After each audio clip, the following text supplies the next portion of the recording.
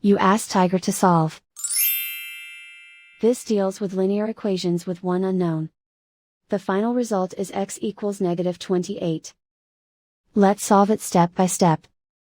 Move the negative sign from the denominator to the numerator. Isolate the x. Multiply both sides by 4.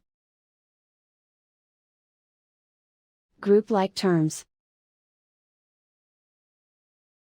Multiply the coefficients.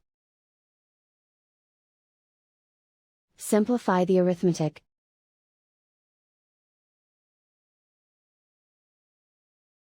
Convert the x into a positive number. Multiply both sides by -1. Remove the ones. Simplify the arithmetic. And so the final result is x equals -28.